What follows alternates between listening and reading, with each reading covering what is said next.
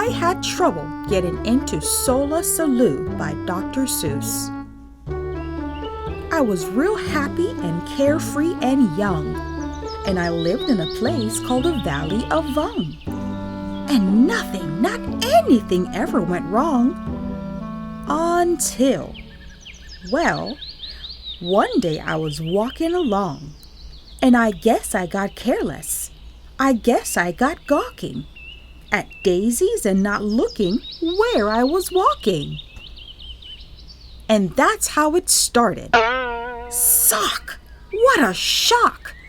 I stubbed my big toe on a very hard rock, and I flew through the air, and I went for a sail, and I sprained the main bone in the tip of my tail. Now, I never had ever had troubles before, so I said to myself, I don't want any more. If I watch out for rocks with my eyes straight ahead, I'll keep out of trouble forever, I said. But watching ahead, well, it just didn't work. I was watching those rocks, then I felt a hard jerk. A very fresh green-headed Quilligan quail sneaked up from in back and went after my tail. And I learned there are troubles of more than one kind. Some come from ahead and some come from behind. So I said to myself, now I'll just have to start to be twice as careful and be twice as smart. I'll watch out for trouble in front and back sections by aiming my eyeballs in different directions. I found this to be quite difficult to stunt, but now I was safe both in back and in front. Then new troubles came from above and below. A skits at my neck and a skrink at my toe. And now I was really in trouble, you know. The rocks and the quail and the skrits and the skrink, I had so many troubles I just couldn't think. There I was, all completely surrounded by trouble, when a chap rumbled up in a one-wheeler wubble. "Young fellow," he said, "what has happened to you has happened to me and to other folks too. So I'll tell you what I have decided to do. I'm off to the city of Solla Sollew, on the banks of the beautiful river Wahoo, where they never have troubles, at least very few. It is not very far, and my camel is strong. He'll get us there fast, so hop on, come along." I jumped up behind him. Then all through that day, the wubble wobbled in a wobblesome way. The road got more bumpy, more rocky, more tricky. By midnight, I tell you, my stomach felt icky. And so I said, "Mister, please, when do we get to that wonderful town? Aren't we almost there yet?" "Young fellow," he told me, "don't start into stew. At sunrise, we'll drive into Solla Sollew, and you'll have no more troubles, I promise I do." But when dawn finally came and the darkness got light, the wonderful city was nowhere in sight. Instead of the city, we ran into trouble. Our camel got sick and he started to bubble. We had to pull him in the one-wheeler wubble. So there we were in a dreadful position. Our camel sure needed a camel physician. Now, doctors for camels are not often seen, especially on mountains. They're far, far between. But we pulled that old wubble and set out to find some doctor while dragging our camel behind. I pulled, and pulled. Then the next thing I knew, I was pulling the camel and the wobble chap too.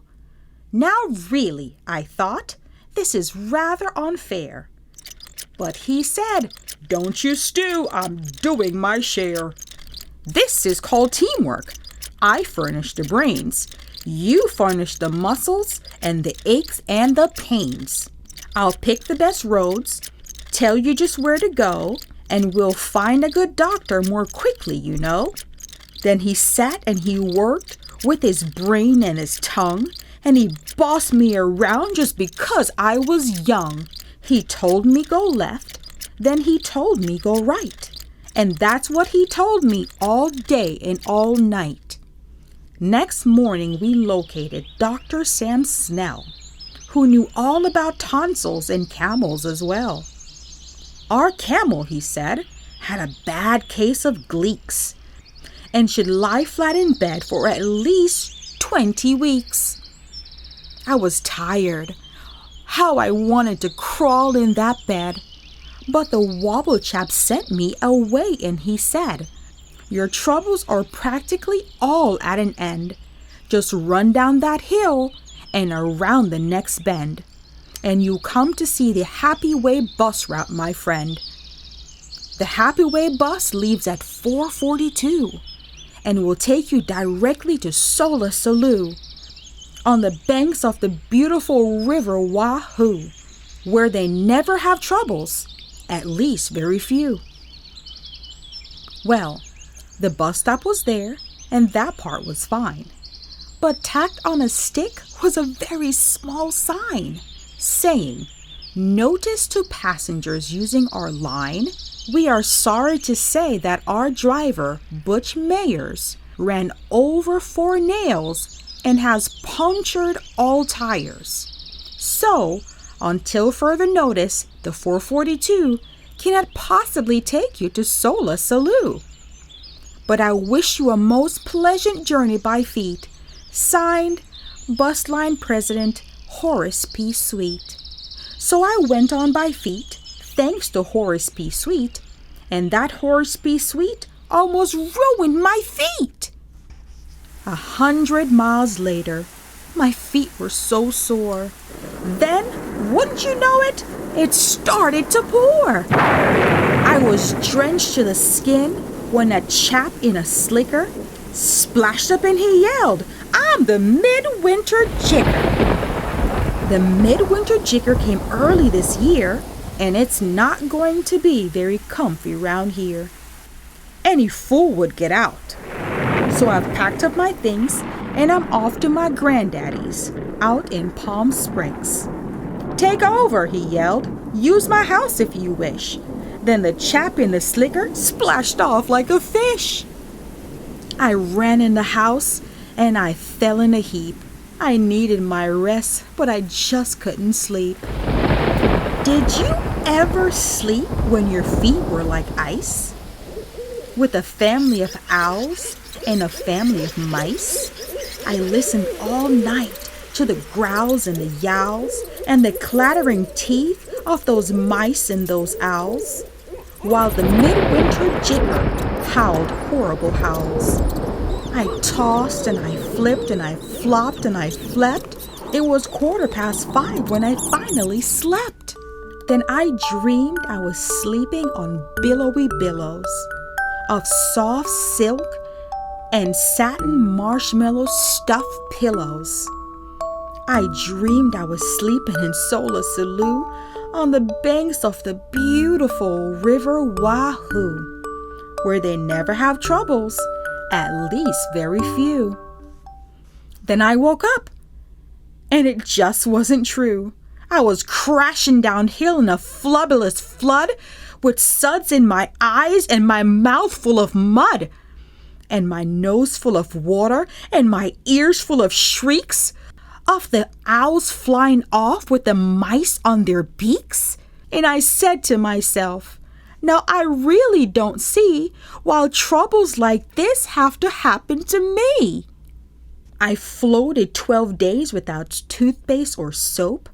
I practically almost had given up hope, when someone up high shouted, "Here, catch the rope!" Then I knew that my troubles had come to an end, and I climbed up the rope calling, "Thank you, my friend." I got to the top, but it wasn't a friend, and I saw my troubles were not at an end. A big man on a horse scared me out of my wits. He bellowed, "I'm General Genghis Khan Smits. There's a war going on, and it's time that you knew every lad in the land has a duty to do. We're marching to battle. We need you, my boy. We're about to attack. We're about to destroy the Perilous Poozer of Pompelmoose Pass. So get into line. You're a private first class."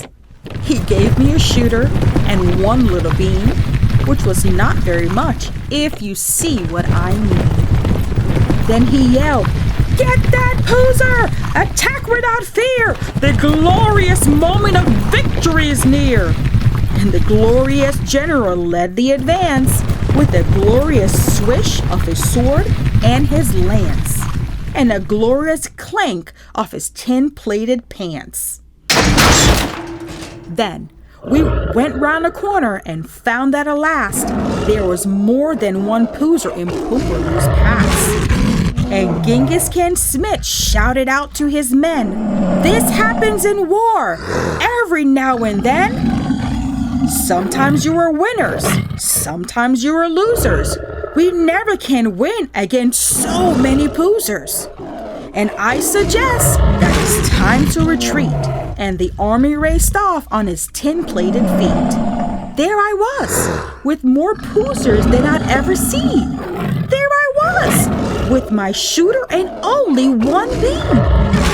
There I was, and I thought, will I ever get through to the wonderful city of Solla Sollew on the banks of the beautiful river Wahoo, where they'd never have troubles, at least very few? I had terrible trouble in staying alive. Then I saw an old pipe that said vent number 5. I didn't have time to find out what that meant, but the vent had a hole, and the hole's where I went. Well, that vent where I went was sort of a funnel that led me down into a frightful black tunnel. The traffic down there was a mess, I must say, with billions of birds going all the wrong way. They bumped me with bikes, and they banged me with dishes. I ran into ladders, bed bottles, and fishes. I skidded on garbage. I fell in a horn.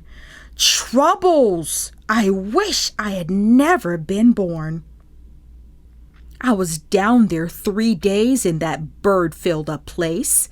At least 8,000 times I fell smack on my face. I injured 3 fingers, both thumbs, and both lips, my shin bone, my backbone, my wishbone, and hips. What's more, I was starved. I had nothing to eat. And damp, was it damp?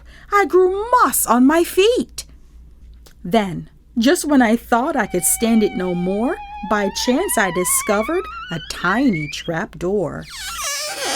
I popped my head out. The great sky was sky blue, and I knew from the flowers I'd finally come through to the banks of the beautiful river Wahoo. I couldn't be far now from Solla Sollew. There it was, with its glimmering towers in the air. I'd made it, I'd done it. At least I was there. And I knew that I'd left all my troubles behind when a chap at the doorway that shimmered and shined waved me a wave that was friendly and kind. "Welcome," he said, and gave me his hand. "Welcome, my son, to this beautiful land. Welcome to sweet Solla Sollew, where we never have troubles, at least very few. As a matter of fact, we have only just one. Imagine, just one little trouble, my son. And this one little trouble, as you will now see, is the one little trouble I have with this key. There is only one door into Solla Sollew, and we have a key-slapping slipper, we do. This troublesome slipper moved into my door 2 weeks ago Tuesday at 3:45. Since then, I can't open this door anymore. And I can't kill the slipper. It's very bad luck to kill any slipper, and that's why we're stuck. And why no one gets in and the town's gone to pot is a terrible state of affairs, is it not? And so, said the doorman of Solla Sollew, my job at the door here is finished. I'm through. And I'll tell you what I've decided to do. I'm leaving, he said, leaving Solla Sollew on the banks of the beautiful river Wahoo, where we never have troubles, at least very few. And I'm off to the city of Boola Boo Ball, on the banks of the beautiful river Woo Wall, where they never have troubles, no troubles at all. Come on along with me, he said as he ran, and you'll never have any more troubles, young man. I'd have no more troubles? That's what the man said. So I started to go, but I didn't. Instead, I started some quick thinking inside of my head. Then I started back home to the Valley of Vung. I know I'll have troubles. I'll maybe get stung. I'll always have troubles. I'll maybe get bit by that green-headed quail on the place where I sit. But I've bought a big bat and I'm all ready, you see. Now my troubles are going to have troubles with me.